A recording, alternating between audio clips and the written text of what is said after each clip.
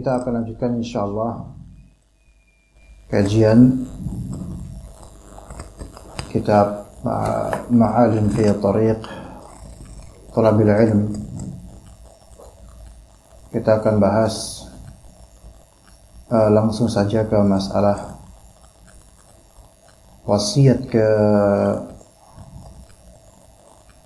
31 ya. Wasiat ke 31 yaitu taqabbul an-naqd wa nush bi sadrin rahib. Ya, menerima kritik dan nasihat dengan dada yang rahib.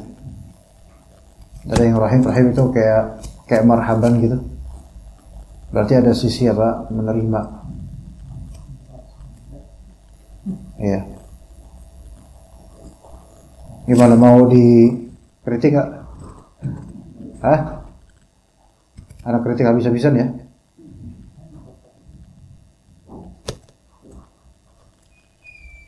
Atau melihat kacamata anak nggak? Ini berembun kacamata anak. Itu sudah jadi bahan kritik. Yang mana Anda melihat majelis santri ini belakangan terbengkalai. Di antara dari puluhan majelis taklim yang anak empu gitu. Ini majelis udah menuju downgrade, kayak degradasi menuju seri B. Belakangan ini. Gak pantas di seri A kan. Ya. Berembun kacamata anak karena apa? Panas. Ustadz tuh gak dipeduliin. Satu. Terus kemudian kedua, di semua kajian itu biasa panitia itu nanyain dulu, Ustaz bersedia nggak ngaji ini? Apa ada halangan atau kira misalnya Allah besok kajian atau 1 hari atau 2 hari sebelumnya. Sate santri ini termasuk yang nggak pernah seperti itu lagi. Ya, ini merupakan tidak respectnya pada Ustadz, tidak hormatnya, dan ya degradasi akhlak. Kedua. 3, ini minuman yang nyediain atau bawa ke sini kameramen ana. Ya. Di sini tuh ada panitianya gak sih? Katanya gitu. Abah ngapain aja? Pak Imam ngapain aja? Atau Pak Idrus mungkin ya beliau udah berusia dan harus istirahat. Hah? Apa ini kajian? Sebenarnya kajian ana yang bikin, atau sate santri, atau mungkin Pak Maman, atau siapa sebenarnya? Ini kajian siapa? Kemudian yang menyediakan mikrofon tim mana? Panitia itu ngapain di sini? Ini tuh gunanya tuh apa di sini? Gitu loh. Itu banyak hal sebenarnya di sini. Ini baru skala kecil seperti ini. Apalagi kalau nanti besar. Kalau boleh anak kasih saran, kalau nanti menjadi masjid besar, bubar aja panitia. Cari panitia yang lebih benar, lebih bertanggung jawab, lebih memiliki kajian, lebih progresif dari segi menuntut ilmu. Nah, ini pas banget temanya an-nusah, nasihat. Dan juga antum ikhwan jemaah kalau merasa memiliki kajian, sebar flyernya. Tanya teman-teman, kenapa kok nggak ngaji lagi gitu. Datengin, kunjungin, tanya ada apa. Kita mulai dulu tadinya sate santri ini termasuk kajian yang one of the tops lah, salah satu dari yang top, ya salah satu yang paling top di kajian-kajian ada dari segi persaudaraan, persahabatan, kedekatan. Namun 2 bulan belakangan ini kok turun drastis. Udah kayak pertama kayak guru atau ustadz itu kayak lu ngajar aja gitu. Ana nggak tahu antum ngerasain kayak gitu apa enggak. Ana mengampu 1 bulan 30 majelis lebih. Sehingga nggak ada yang bisa mendikta ana untuk masalah seperti ini. Sehingga itu nggak perlu Ustaz aja. Ana bisa komparasikan 30 majelis lebih. Bukan orang yang baru kemarin mungkin baru ngajar. Jadi ada hal-hal yang harus dikoreksi betul-betul nih, ya. Dan siapa yang menghancurkan harus membangun apa yang dihancurkan. Gitu. Ini benar-benar beda banget dulu. Ada sesuatu yang tidak menjadi magnet lagi. Ya, tidak ada kedekatan lagi. Atau sebagian dari ikhwan kayak berlarian, entah mungkin ada urusan dunianya atau pekerjaannya, atau ada hal lain yang berkaitan dengan kajian ini yang mungkin wallahu alam ada apa. Anda nggak tahu yang gaib di hati di alam ini gitu. Tapi ikhwan, kita itu ngadain kajian buat apa itu loh? Ya, buat apa? Ya buat nuntut ilmu betul. Ya buat ya hal-hal yang baik lah. Lillahi ta'ala, nyari ridha Allah dan seterusnya. Tapi kalau misalnya ya kajian adain aja, ada enggak kayak gitu. Ya subhanallah. Kan enggak seperti itu. Prinsip awal teman-teman santri dari awal kita berjumpa dulu. Ya. Dan ini Anda mulai keringetan bukan karena apa-apa, tapi memang panas. Ini sudah dari pekan lalu, bahkan 2 pekan lalu. AC ini panas. Gimana, Pak? Nggak ada improvement atau perbaikan atau apa?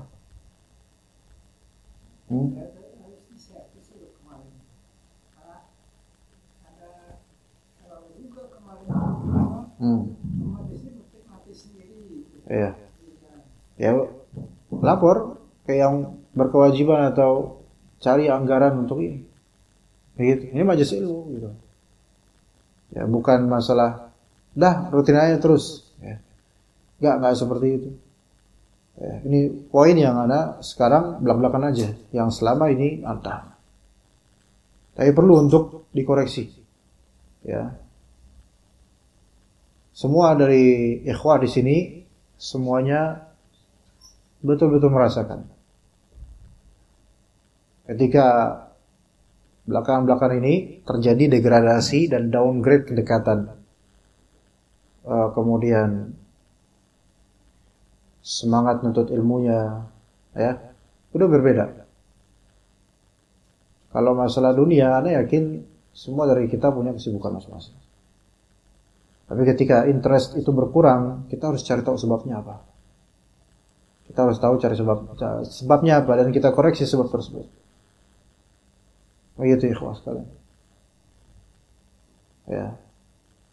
Kalau misalnya ada suatu kajian rutin yang anggap rutin, kemudian tidak ada pertanyaan ke ana, Ustadz sedia nggak besok kajian dan seterusnya.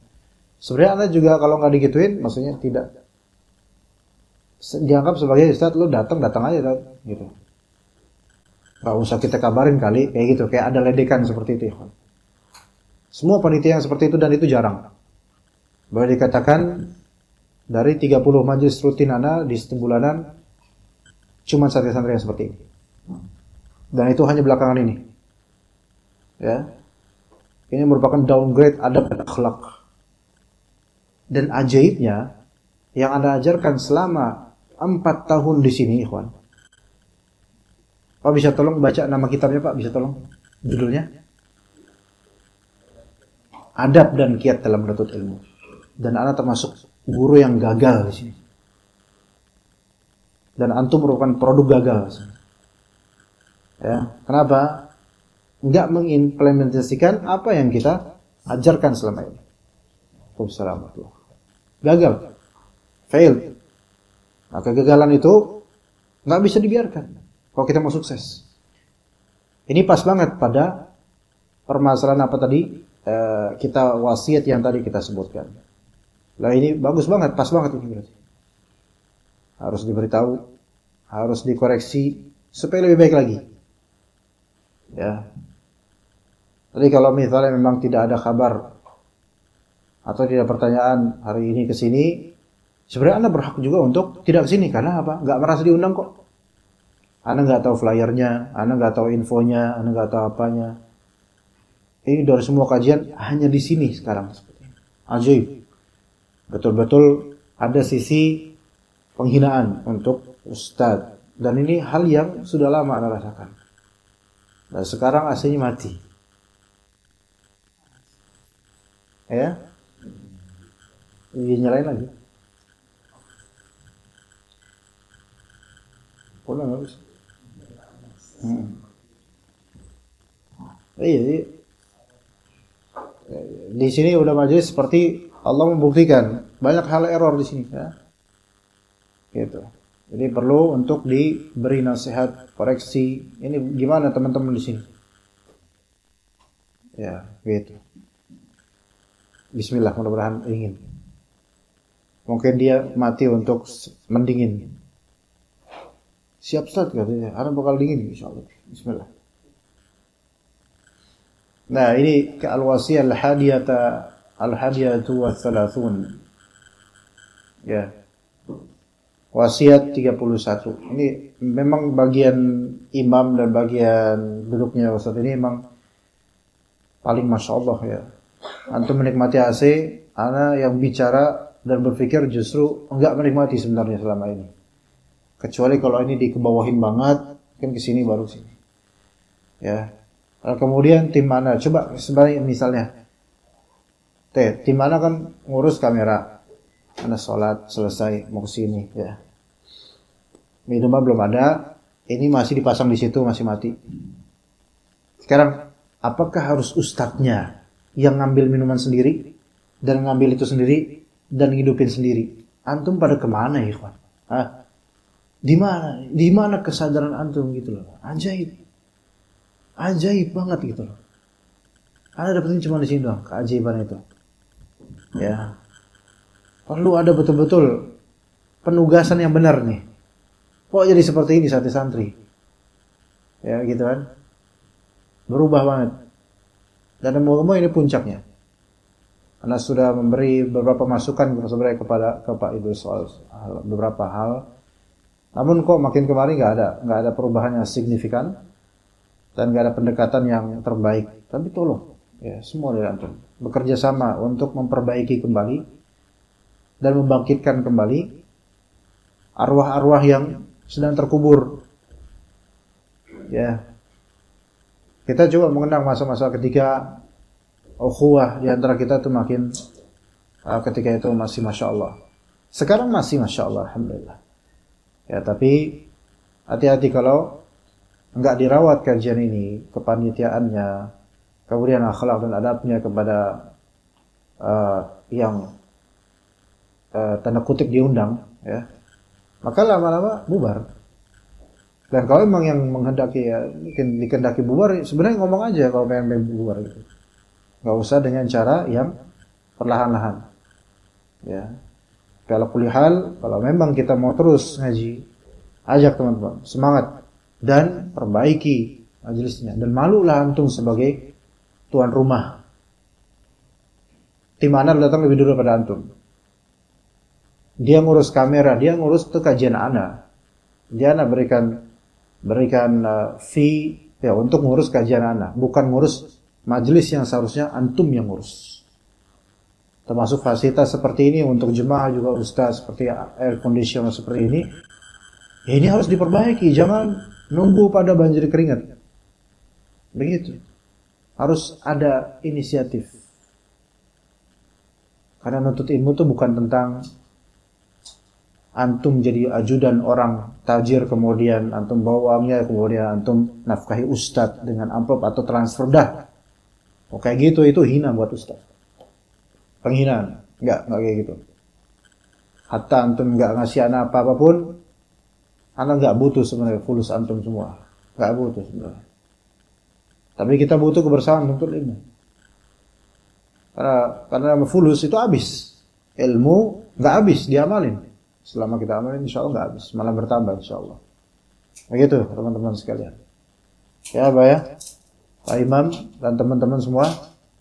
Ya. Anda tahan selama ini. Tapi antum kan tahu, Anda bukan orang yang akan selalu menahan kritik. Pada waktunya Anda akan keluarkan semuanya. Ya, Anda akan keluarkan pada waktunya. Lah ini pas banget.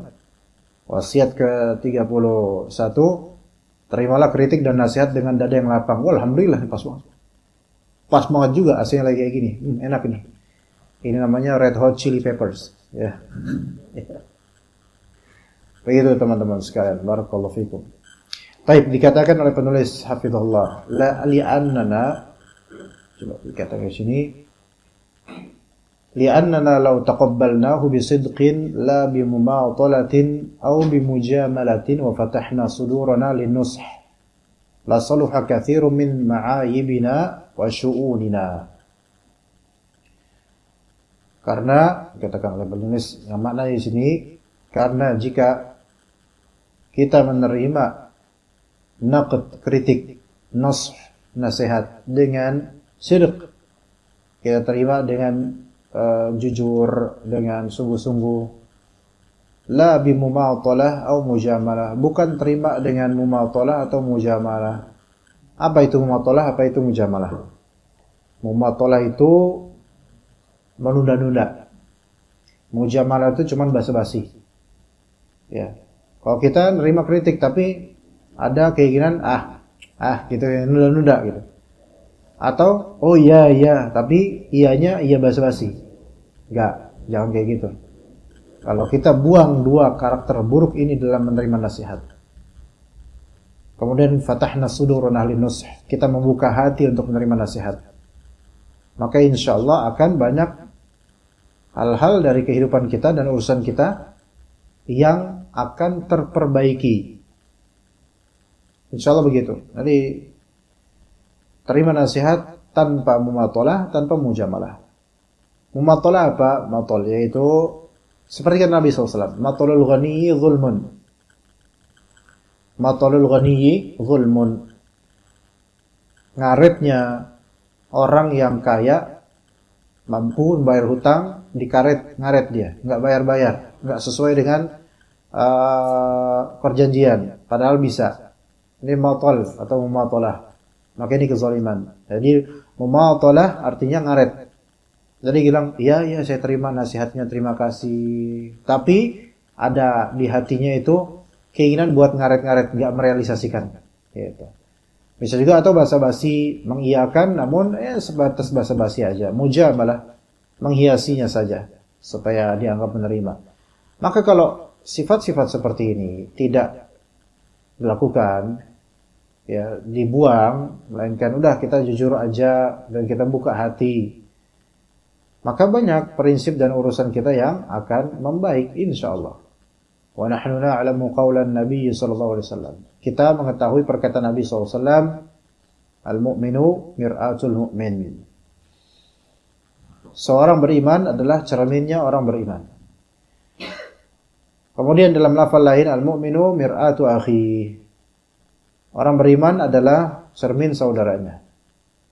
Dan dalam hadis riwayat Bukhari, wa idza stansahaka fansahu. Dan jika dia meminta nasihat padamu, maka nasihatilah dia. Fahris ala an tastansiha man tathiqu bidinihi wa aqlihi wa amanatihi. Maka ihris, berhasratlah, bersemangatlah untuk mencari nasihat dari orang yang engkau percayai keagamaan, akal dan amanahnya. Kenapa kita dianjurkan untuk meminta nasihat pada orang yang memiliki 3 kriteria ini? Agamanya terpercaya, akalnya bagus, dan amanah. Ya. 3 karakter ini, 3 karakter yang bagus buat menjadi penasehat. Enggak semua penasehat itu punya 3 karakter ini, kawan.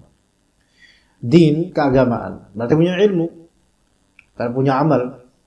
Orang kalau punya ilmu dan punya amal, dia bisa nasihatin. Dan nasihatnya itu kena gitu loh. Coba kalau dia nggak punya ilmu, mau nasihatin apa? Kadang-kadang omongannya itu ngawur, ngelantur. Coba kalau orang nggak ngamalkan ilmunya, kalau dia nasihatin, itu ada keraguan-keraguan di dalamnya. Atau orang yang dinasihatin bakal tahu, lu ngomong doang, punya ilmu tapi nggak diamalin gitu. Maka dipercaya keagamaannya, ilmu dan amalnya. Ya, ilmu dan amalnya terpercaya, dia memang ini thalibul ilm, atau ini ustaz, atau ini orang yang memang gigih dalam menuntut ilmu, atau orang yang sering kelihatan beramal saleh, maka akan terpercaya nasihatnya karena agamanya bagus secara zahir insyaallah. Kemudian akal, nasihat itu juga kadang membutuhkan, bukan selalu membutuhkan akal. Semakin tajamnya akal dan nalar, semakin bagus logika, maka semakin baik nasihat itu. Kadang nasihat itu membutuhkan majaz atau qiyas, ya, membutuhkan qiyas. Antum ketika menasihati orang terus antum qiyaskan perkara dengan hadis tertentu atau ayat tertentu atau kenyataan tertentu, itu lebih kena dan mendalam pada orang yang dinasihati. Ya. Kemudian amanah, nah ini juga penting. Penasehat itu harus mempunyai kriteria beramanah dalam menasehati. Amanah di sini amanah ilmiahnya juga itu pertama. Yaitu kalau dia tahu ini perkataan Rasul, bilang ini perkataan Rasul. Kalau ini bukan perkataan Rasul, maka dia mengatakan ini bukan perkataan Rasul. Jadi jujur, amanah dalam menyampaikan sesuai dengan kebenaran. Kemudian amanah dalam mengetahui siapa dan konten nasihat dia. Yaitu amanah di sini maksudnya tidak menyebarkan aib orang yang dia nasihati. Kalau antum nasihatin orang yang punya aib, terus kemudian antum ngomong ke orang lain, saya kemarin baru nasihatin tuh fulan, dia tuh gini-gini, ini berarti nggak amanah dia, nggak menjaga. Ya, maka orang yang menjadi ahli nasihat itu perlu apa? Perlu keagamaan yang baik, yaitu ilmu dan amal. Perlu akal yang baik, bukan majnun dan bukan orang yang separuh-paruh akalnya. Ada sebagian orang memang ilmunya ada amalnya soleh, tapi logikanya tuh nggak nyampe, nggak kuat gitu logikanya, nggak kuat logikanya, sehingga buat nasihatin kadang-kadang ya nggak masuk gitu ke orang yang dinasihati. Karena apa? Karena pengolahan bahasanya juga kurang baik, kurang enak. Kemudian amanah juga perlu. Taib, ini minta nasihat pada orang. Dan anak ada contoh ya, ikhwan, ada seorang yang anak masih ingat, ada seorang ustaz. Ya, semoga Allah Ta'ala lembutkan hati anak dan juga beliau dan kita semua. Ada seorang ustaz yang dari Kalimantan, ya, Ustaz Ahmad Zainuddin Hafizullah. Itu ketika tahun 2020 sebelum pandemi sepertinya. Ketika itu di mana ya? Mungkin di Imam Bukhari atau di mana di Solo. Daurah gitu, anak di samping beliau, dan semenjak itu anak tukeran nomor, ya, kita kadang saling bicara apa WhatsApp gitu. Anak masih kaget ketika anak bertanya apa kabar suatu ketika di tahun berapa gitu, anak tanya kabar. Assalamualaikum Ustaz, kaifa halukum Ustaz? Terus setelah sholat isya, anak waktu itu jadi imam di suatu masjid, kemudian anak buka handphone. Beliau menjawab, Waalaikumsalam warahmatullahi wabarakatuh Ustaz, alhamdulillah bil khair. Afwan Ustaz, insahli. Ya. Ustaz, beliau ini bilang, tolong nasihati anak. Gitu. Itu langsung minta nasihat. Subhanallah. Anak saja kaget. Beliau masya Allah dengan tawadhu'nya minta nasihat. Maka kemudian anak fotokan salah satu kitab dari Al-Imam Al-Ajurri rahimahullah. Ada seorang imam namanya Al-Imam Al-Ajurri. Itu punya kitab adab penghafal Al-Quran atau adab penuntut ilmu semisal itu. Maka anak screenshot masalah apa? Masalah berhati-hati membawa ilmu dengan tujuan dunia. Nah, itu ketika itu. Nah, anda bukan bermaksud untuk menjelekkan beliau dengan anda memberikan nasihat ini. Tapi lihat di sini, ikhwan, beliau dengan tawadhu'nya, anda cuma nanya kabar, beliau langsung minta dinasihatin, padahal kaliber beliau loh itu. Yang anak nggak ada apa-apanya. Ya, tapi mungkin beliau mempercayai anak, masya Allah. Dan kemudian anak berikan nasihat yang itu juga buat anak nasihatnya dari sebuah kitab. Karena kalau nasihatin seorang ustadz itu, antum nggak bisa pakai retorika karena beliau lebih afdol dari kita. Ya, maka udah lewat buku aja gitu. Ustaz, afwan, anak screenshot buku ini. Bukan, anak fotoin buku ini. Isi buku ini. Jazakallah khair. Gitu. Subhanallah. Itu di antara contoh yang membuat anak teringat, ikhwan. Membuat anak teringat. Ya. Kadang ketika kita minta nasihat sama orang, nasihat dari dia itu, dari orang tersebut, di luar dugaan kita.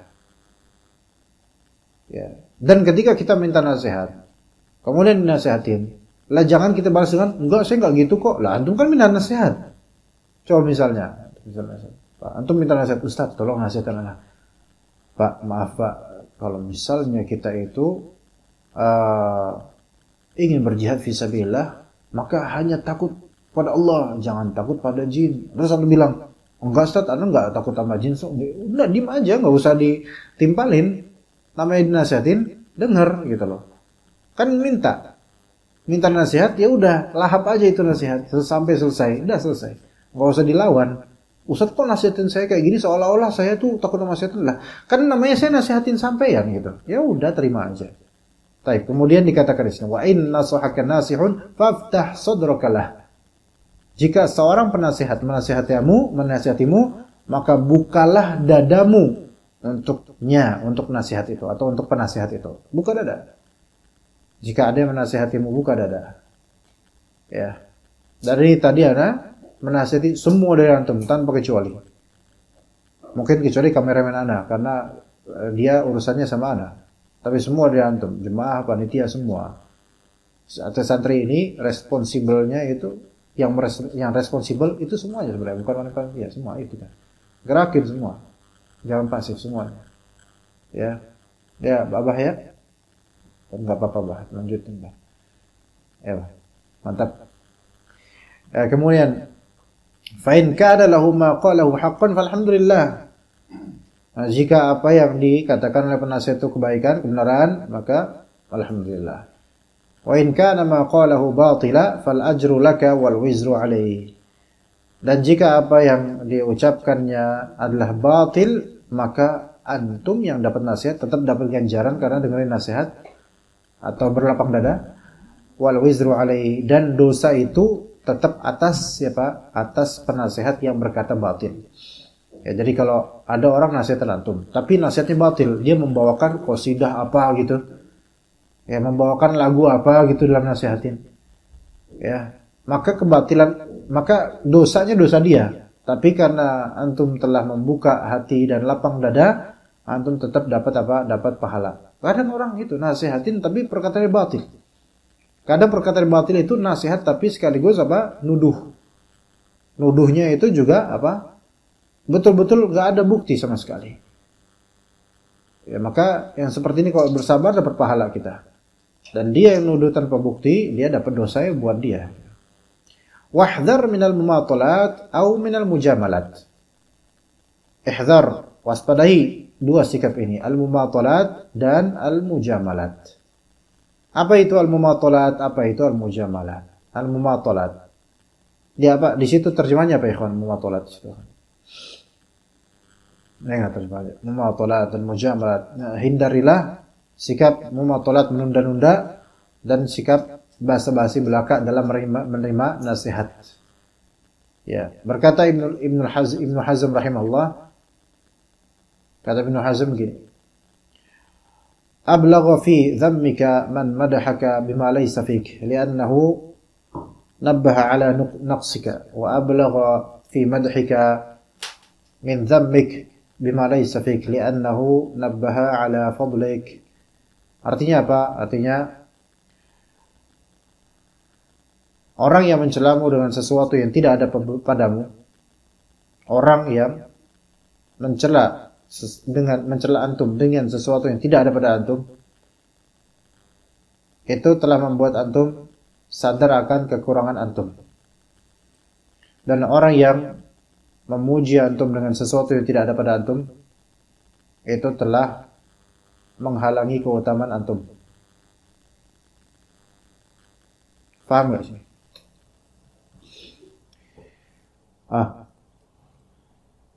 Orang yang mencela antum, orang yang mencela antum dengan sesuatu yang tidak pada antum, itu sudah betul-betul orang yang orang yang memuji antum, ini salah-salah tadi. Orang yang memuji antum dengan sesuatu yang tidak ada pada antum, itu adalah orang yang paling menghinakan antum. Oke. Orang yang memuji antum dengan sesuatu yang tidak ada pada antum, tapi dia puji itu, padahal antum enggak kayak gitu. Sebenarnya dia adalah orang yang paling menghinakan antum.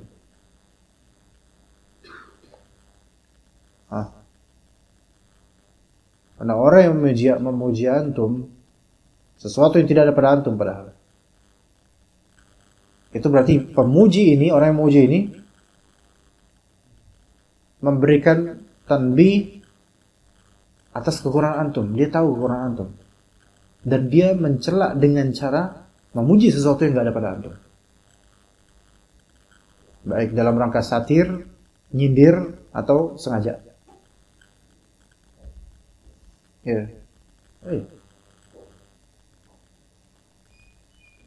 Coba Ustaz. Masya Allah, sate santri, kajiannya sekarang kompak banget.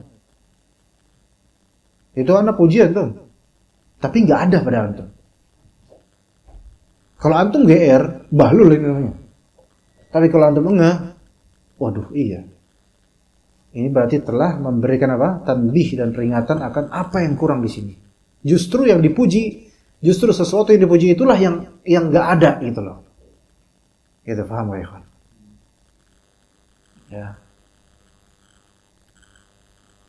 Kalau misalnya ada orang, mohon maaf, giginya kurang rata, maju mundur misalnya.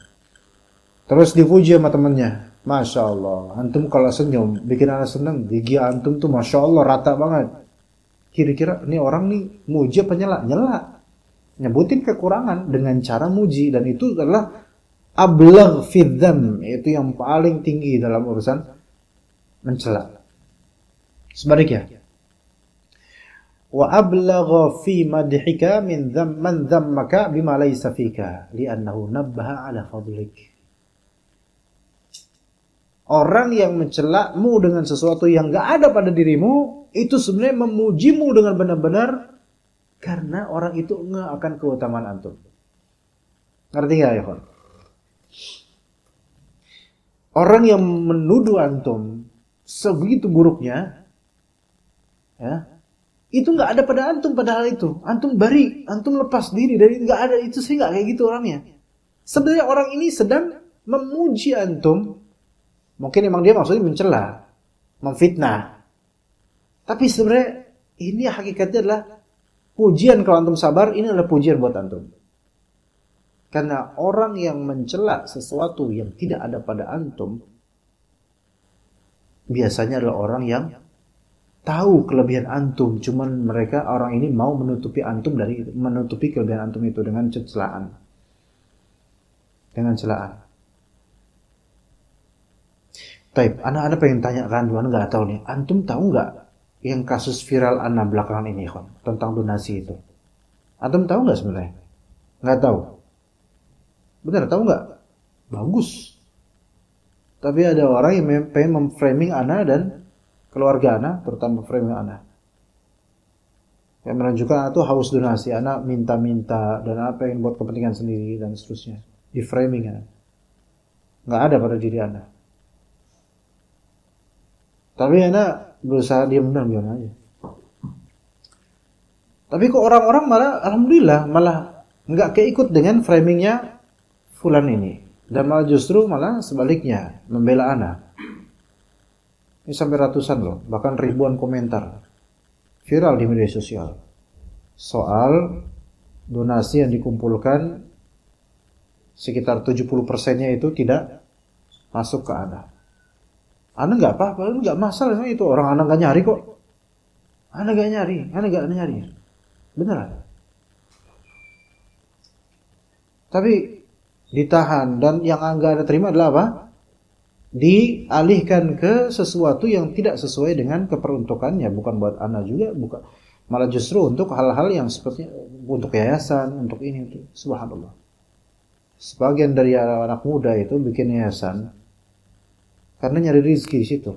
Harusnya bikin yayasan itu untuk apa? Bantu orang sosial, bukan irtizak, bukan nyeruput rezeki di situ. Emang mungkin ada persenan, boleh dalam undang-undang boleh ada persenan. Tapi kalau itu tujuannya bikin yayasan, oportunis dari segi itu, maka ini bukan wara, bukan rasa takut pada Allah. Ya enggak baik. Dan ini terjadi enggak sedikit, seperti enggak sedikit. Dan ajaib ya ikhwan, ditahan enggak sampai ke anak yang kata sebagian pakar hukum itu hak anak. Berapa coba? Sekitar 86 juta atau 80 sekian juta. Anak nggak nyari uang itu. Anak nggak usah buat anak, nggak usah. Yang penting apa? keperuntukannya buat orang-orang yang sakit seperti Anda, patah tulang dan orang dirawat, itu oke lah Anda mau tuh kayak gitu. Donatur insya Allah ridho mudah-mudahan. Walaupun nggak sampai ke Anda, walaupun sebenarnya donatur tuh pengennya pada ke uangnya ke Anda, karena kan tujuannya buat Anda, tapi ditahan sama yayasan ini. Gitu. Dan ajaibnya, masya Allah, Anda nggak nyari, Anda dapat. Udah, Anda dapat segitu. Ditahan-tahan, tapi ujung-ujungnya Allah Ta'ala akan kasih ke Anda semuanya. Kalau udah ditahan-tahan. Itu ketika Allahumma la mani'a lima a'taita wa la mu'tiya lima mana'ta. Ada orang yang nggak punya effort. Anda masih ingat kajian kemarin Anda dengar atau tadi pagi Anda lupa? Seorang syekh di Makkah, yaitu di Masjidil Haram, mengkaji masalah al-aqidah sahihah judulnya. Antum bisa lihat di channel Makkah ya, Masjidil Haram, kajian Masjidil Haram. Itu nama syekhnya Sulaiman At-Tuwaijiri. Nama syekhnya Sulaiman At-Tuwaijiri, hafizahullah, udah tua beliau. Tentang masalah aqidah sahih dan antara iman kepada takdir. Ada orang yang ngebet banget ngejar, ini makna dari anak maknanya. Ada orang yang ngebet banget, ngejar banget, nyari sungguh-sungguh, nggak ada pendapat. Tapi ada orang yang hanya melakukan suatu sebab biasa aja, justru Allah kasih. Itu menunjukkan dalam takdir Allah Ta'ala berbuat sesuai kehendak Allah Ta'ala. Ya begitu ikhwas sekalian. Nah, ketika ada orang pengen ngejatuhin antum, framing antum, dan antum, ya gak ada hal itu pada antum. Gak ada hal itu pada antum. Sebenarnya diem aja itu sudah jawaban. Diem sudah jawaban. Walaupun sebenarnya antum punya hak untuk apa? Mengklarifikasi dan menjelaskan hakikatnya. Tapi kadang diem sebuah jawaban. Makanya dikatakan oleh sebagian ulama apa? Tarkul jawabi lil jahili jawabu. Meninggalkan jawaban untuk orang bodoh itu jawaban. Yang kadang diam dan misteriusnya antum itu membuat orang-orang bodoh yang memfitnah antum ini kebingungan juga karena antum gak ada respon. Gak bisa nerusin dia. Tapi kalau antum ikut dengan threadnya dia, ikut benangnya dia, ikut kailnya dia, khawatirnya antum kena nanti. Gitu. Jadi diam aja. Ntar juga akan terketahui siapa yang hak, siapa yang batil. Kadang begitu. Ya. Ini ingat tadi ikhwan. Wa ablagha fi madhika man dhammaka bima laysa fika li'annahu nabbaha ala fadlik. Orang yang mencela antum sesuatu yang tidak ada pada diri antum, tapi dia nyela antum di poin itu, padahal enggak ada itu, enggak ada pada antum.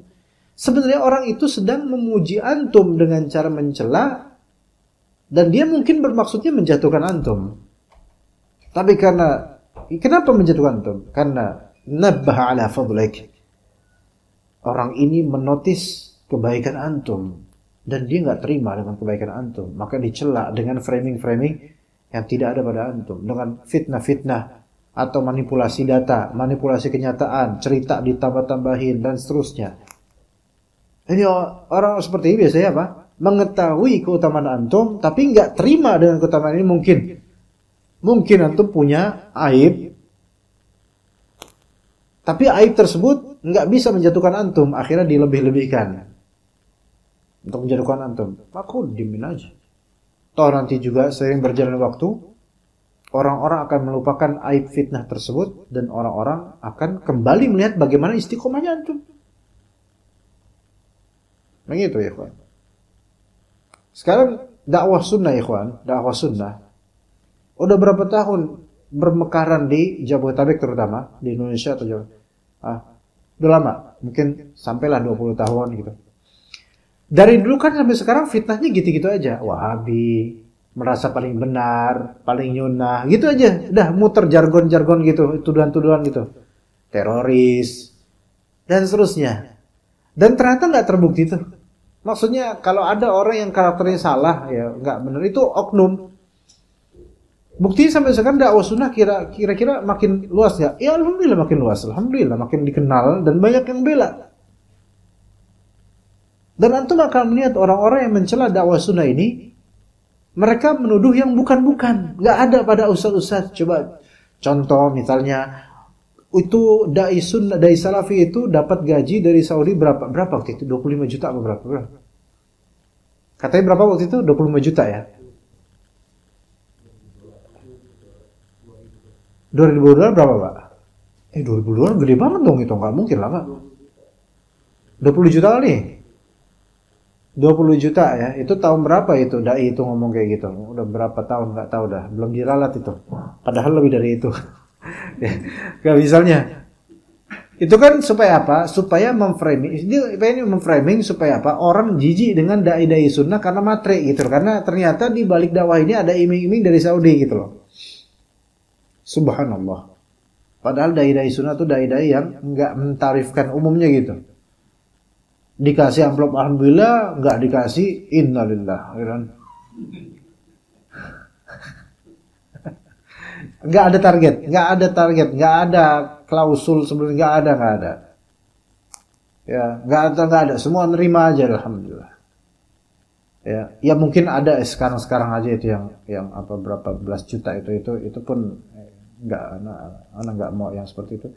Nah, ala kulli hal, tapi coba sampai sekarang tetap eksis, dijual, dibegal di mana-mana, tetap eksis. Tetap ustadz tetap istiqomah pada isi pengajian sampai sekarang. Maka sebenarnya musuh-musuh, ketika mereka jujur membongkar aib kita terima nasihat itu.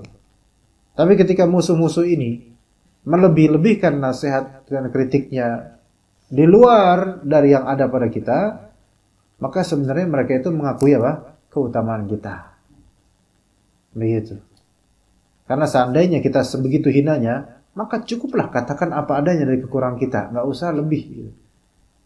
Karena menjabarkan kekurangan kita apa adanya itu sudah cukup menghinakan, tapi nasihat.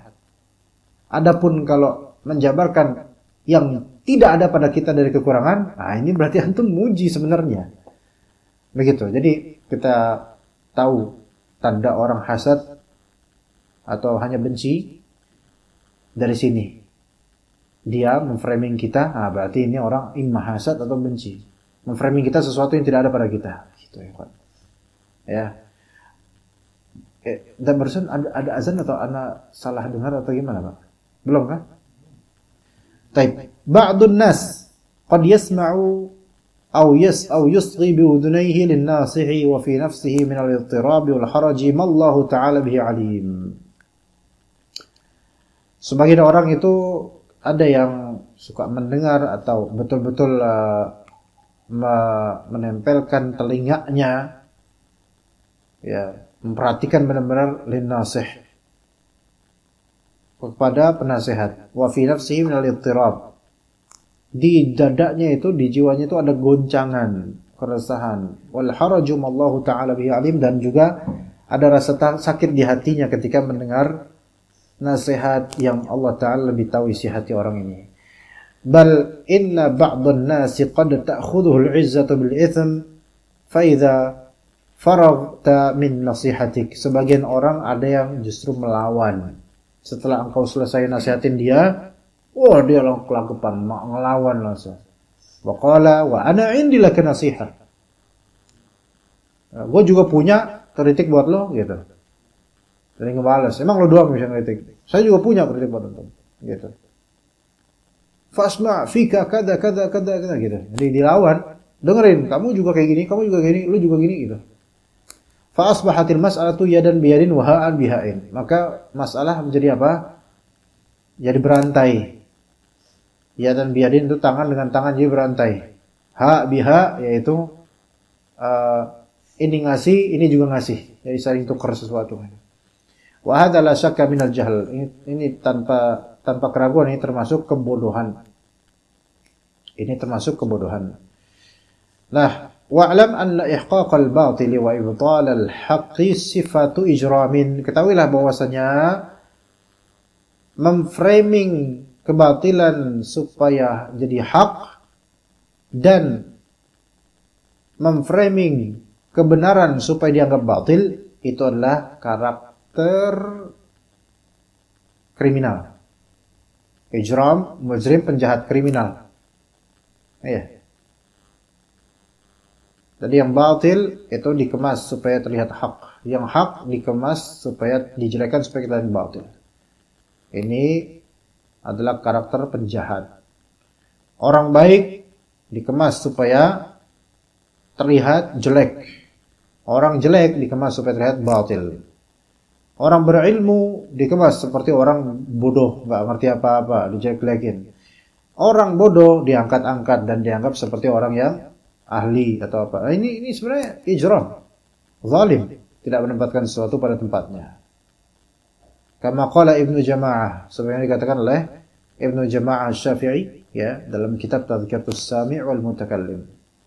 Istinbatan min qaulihi ta'ala, ini mengambil faedah dari perkataan Allah Ta'ala di surat Al-Anfal, liyuhiqqal haqq wa yubtilal batila walau karihal mujrimun.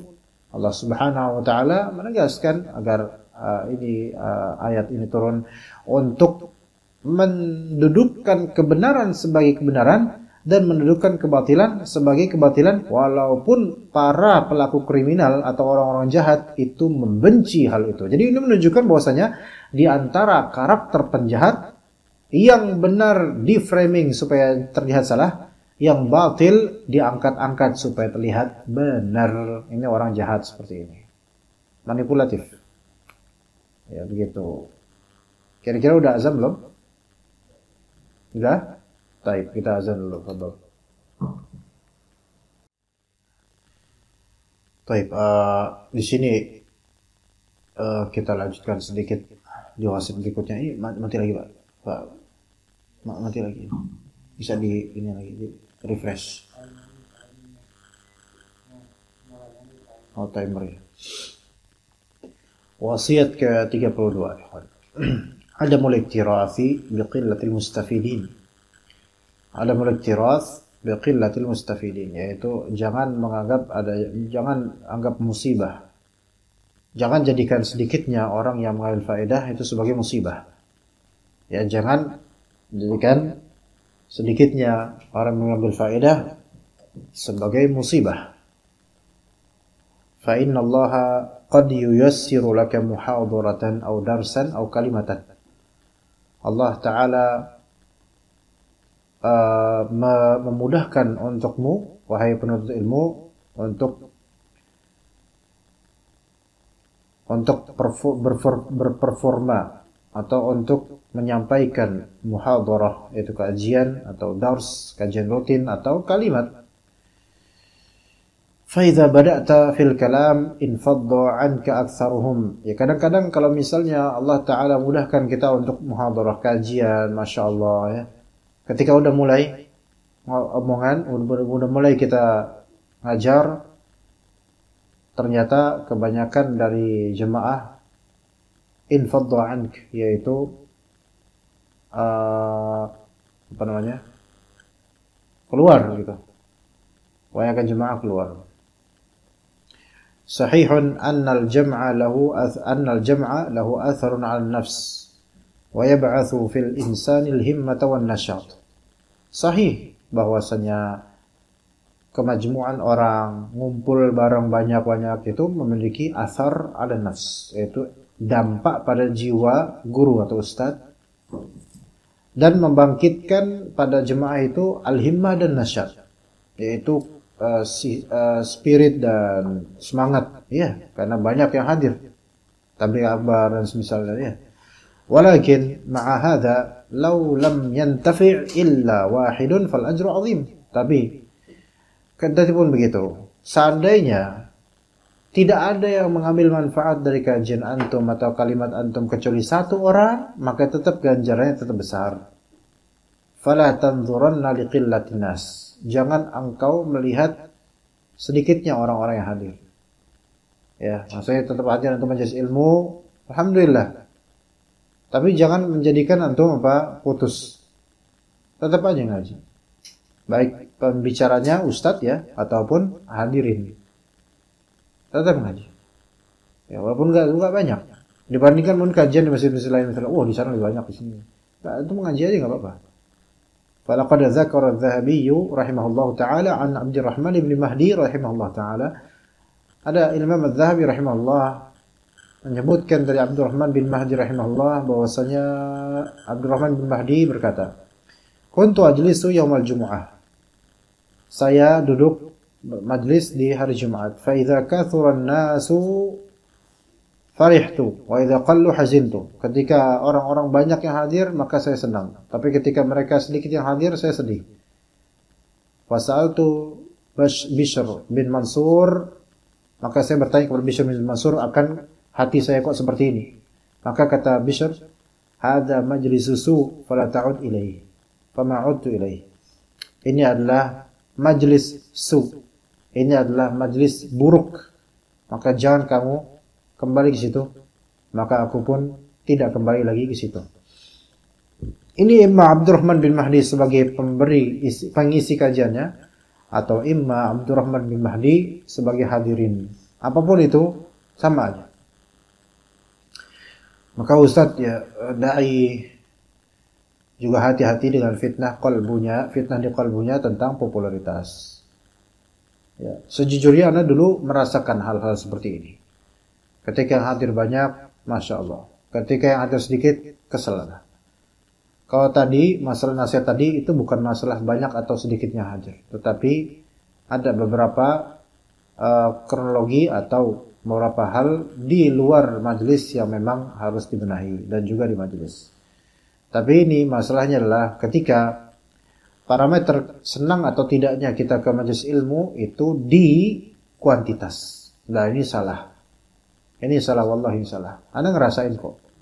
Sebagai pengajar atau sebagai hadirin. Ketika menjadi hadirin ikhwan, ternyata untuk dapati kajiannya sepi misalnya. Ya, maksud sepi di sini ya paling berapa orang dibandingkan dengan kajian di masjid fulan yang Masya Allah besar. Ya antum kalau misalnya niatan nuntut ilmu betul-betul, dengerin aja. Karena barangkali Allah berikan kepada antum keberkahan di pendengaran antum sehingga antum lebih paham dibandingkan ketika antum ke majelis yang jauh lebih besar. Betul, majelis yang besar banyak jemaahnya itu memang mengkreasikan adanya nasyat, yaitu semangat, rajin. Iya benar. Itu wajar karena kolektivitas manusia itu akan berpengaruh pada diri kita, betul itu. Apalagi kalau kita lihat orang-orang pada nyatet, wow, makin semangat kita, betul itu betul. Tetapi jangan tinggalkan atau jangan merasa bahwasanya keberkahan itu selalu ada pada kuantitas. Enggak mesti, ikhwan. Kalau keberkahan selalu ada pada kuantitas, maka semua orang kaya pada berkah. Justru sebaliknya, banyak orang kaya yang enggak berkah. Tapi keberkahan itu ada pada apa? Walakin yanzuru ila qulubikum wa a'malikum. Allah Ta'ala melihat pada kalbu kalian, niat kalian, dan juga amalan sesuai sunnah apa enggak. Itu baru berkah. Walaupun sedikit pengikutnya, walaupun sedikit yang hadir. Seperti itu, ikhwan sekalian. Yang tadi dikatakan oleh penulis hafizahullah di sini, ini terakhir insyaallah. Kadang kita itu bikin majelis, udah duduk di majelis, jemaah-jemaah yang tadi sholat itu pada buyar semua, bubar. Tinggal sedikit yang datang. Itu memang menjadi ujian bagi qalbu pemberi atau pengisi kajian. Betul, itu ujian besar. Ya. Dan anak udah termasuk yang udah biasa digituin. Ya. Apalagi kalau misalnya Anda datang selesai sholat berjamaah, Anda baru datang, Anda yang isi kajian, dan Anda lihat jemaah ya pada keluar, dan ketemu kita di parkiran atau di pintu keluar masjid. Paham gak maksud Anda, ikhwan? Coba antum jadi posisi ustadz ketika itu, kira-kira rasanya gimana? Mereka tahu ini ada kajian, meja udah terpasang, ini ustadznya loh, keluar. Dan nggak disapa, ya nggak ada yang disapa. Ini udah dilihatin aja ustadznya, oh gitu.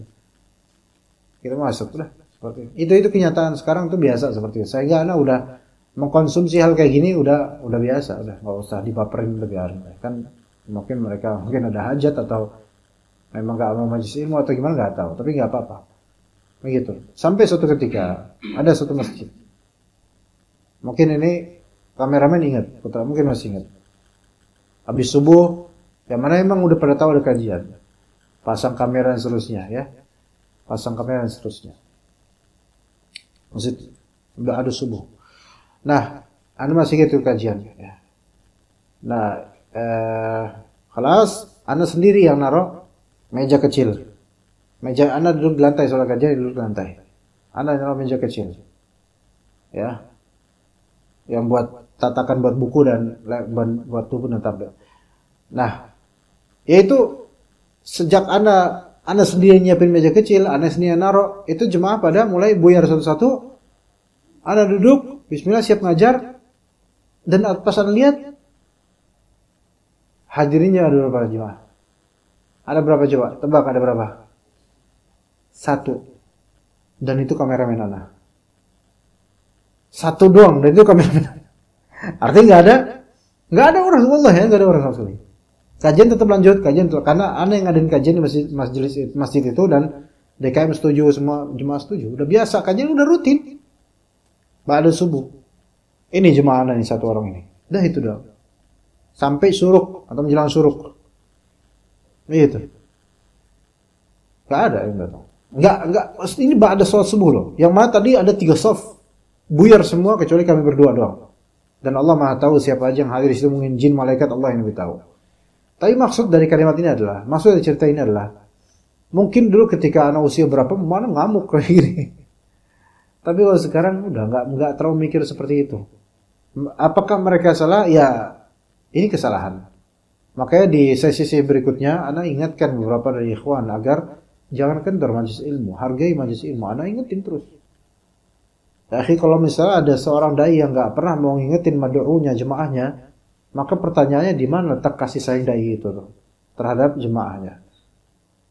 Kalau misalnya dai yang cuma pengen sama jemaah itu sesuatu yang menyenangkan jemaah, ada apa kok bisa cuma hal yang menyenangkan doang disampaikan? Harus hal yang membangkitkan dan membangun konstruktif, membangun supaya lebih baik lagi, mengkritisi apa-apa yang kurang supaya ditambal dan diperbaiki. Itu baru bentuk apa? Ada yang kasih sayang dan perhatian. Adapun kalau cuman terserah antum, ini, nggak ada kemudian sama sekali nasihat sama sekali, maka ini enggak. Ini bukan dai misali atau teladan.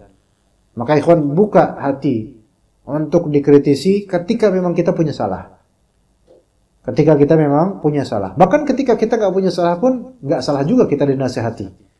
Karena nasihat itu ada hak setiap kaum muslimin. Ad-dinun nasihah. Agama adalah nasihat. Untuk siapa ya Rasulullah? Lillahi wa li rasulihi wa kitabihi wa li'amatil muslimin. Kata Nabi SAW. Yang terakhir apa? Wali aimmatil muslimin wa ammatihim. Untuk para imam, pemimpin kaum muslimin dan kalangan awamnya juga semua perlu kebaikan dan nasihat. Taib, mungkin itu yang bisa Anda sampaikan. Mudah-mudahan bermanfaat untuk Anda dan juga antum semua. Barakallahu fikum. Jazakumullahu khairal jazaa atas kehadiran antum semua. Wassallallahu ala nabiyyina Muhammad wa ala alihi wa sahbihi ajma'in. Subhanakallahumma bihamdika asyhadu an la ilaha illa anta astaghfiruka wa atubu ilaik. Assalamualaikum warahmatullahi wabarakatuh.